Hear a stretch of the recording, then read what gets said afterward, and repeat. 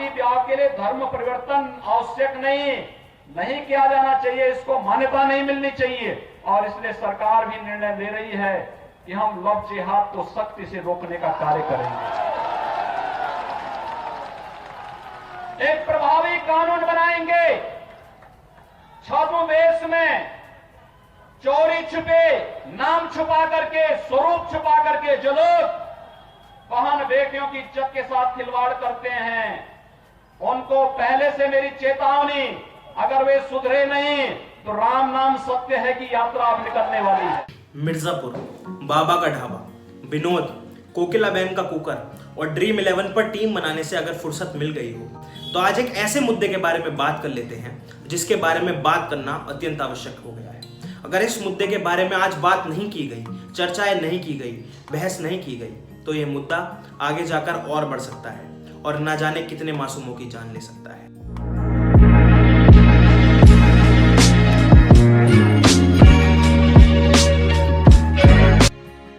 निकिता तोमर, बल्लभगढ़ में रहने वाली एक 21 वर्षीय लड़की जिसकी बीच बाजार में गोली मारकर हत्या कर दी जाती है। दोस्तों, क्या आप जानते हैं कि उसकी हत्या क्यों की गई? उसका कसूर क्या था? दोस्तों, उसका कसूर सिर्फ इतना था कि उसने अपना धर्म परिवर्तन कराने से मना कर दिया। न जाने कितनी ऐसी लड़कियों की पूरे देश में हर साल बलि चढ़ती है। आज की इस वीडियो में हम ऐसी लड़कियों के बारे में बात करेंगे। आज की वीडियो में हम एक ऐसी कुरीति के बारे में बात करेंगे जिससे हर साल इन लड़कियों पर प्रताड़ना की जाती है।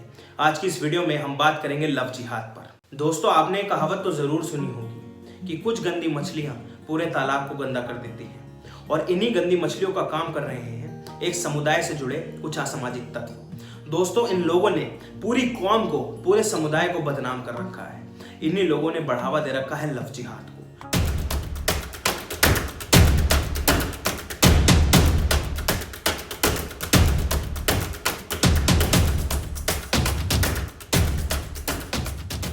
आइए देखते हैं कि कैसे लव जिहाद को फैलाया जा रहा है। सबसे पहला तरीका यह है कि कुछ लड़के अपना नाम बदलकर, अपना धर्म कुछ और बताकर नकली दस्तावेज बनवाकर बाजारों में उतरते हैं। ये लड़के उतरते हैं ऐसी लड़कियों की तलाश में जिनको बड़ी आसानी से अपने प्रेम जाल में फंसाया जा सकता है। दोस्तों, ये इन कम आयु की लड़कियों को फंसाकर उनको विवाह करने के लिए मजबूर कर देते हैं, और विवाह के बाद जब असलियत सामने आती है तो ये उन लड़कियों पर प्रेशर बनाते हैं कि आप अपना धर्म परिवर्तन कराएं। कई लड़कियां तो इनके दबाव में आकर धर्म परिवर्तन करा भी लेती हैं।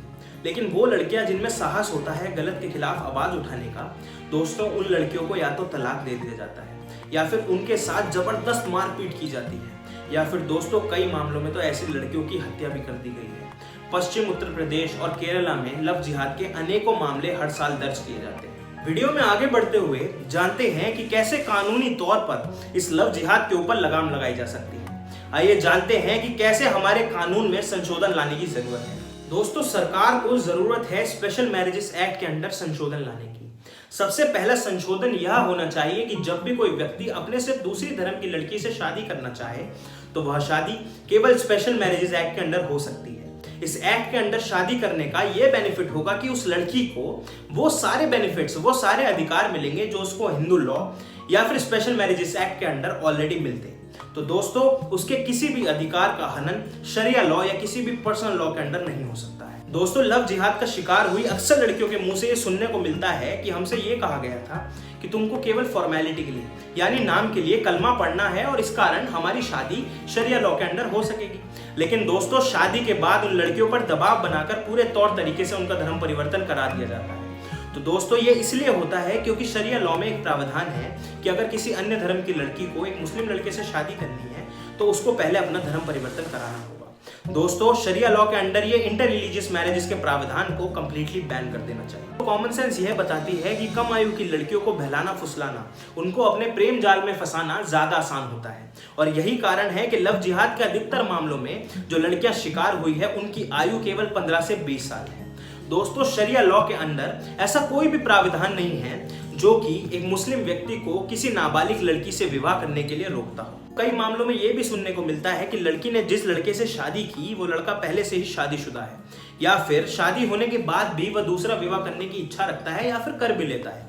लेकिन ऐसे मामले में उस लड़की के कोई भी अधिकार नहीं होते, क्योंकि शरिया लॉ के अंदर बहु विवाह यानी कि मल्टीपल मैरिजेस करने का प्रावधान है। जब inter religious marriage special marriages act के अंडर होंगी तो बहुविवाह यानी कि मल्टीपल मैरिज जैसी कुरीतियों पर पूरी तरीके से प्रतिबंध लगाया जा सकता है। दोस्तों, SMA के अंडर शादी होने का एक बेनिफिट ये भी है कि सरकार के पास शादियों का पूरा डेटा पहुंच जाएगा। आज की इस वीडियो के अंत में बढ़ते हुए मैं सिर्फ इतना कहना चाहूंगा कि मैं किसी समुदाय के पूर्णतः खिलाफ नहीं हूँ। मैं खिलाफ हूँ लव जिहाद की कुरीति के। मैं खिलाफ हूँ उन गंदी मछलियों के जो पूरे तालाब को गंदा कर रही है। मैं खिलाफ हूं ऐसे असामाजिक तत्वों के जो पूरे समुदाय को बदनाम कर रही हैं। दोस्तों, वक्त आ गया है कि ऐसी कुरीतियों के बारे में हम बढ़ चढ़ कर बोलें। इन फालतू के मीम्स और ट्रेंड से उठकर कुछ जरूरी मुद्दों के बारे में चर्चाएं करें। दोस्तों, अपनी बहन बेटियों की सुरक्षा हमारे खुद के हाथ में है। अगर आपको ये वीडियो पसंद आई हो तो मेरी वीडियो को लाइक करें, शेयर करें, मेरे चैनल को सब्सक्राइब करें और नीचे कमेंट में अपनी ओपिनियन जरूर बताएं। सत्यमेव जयते।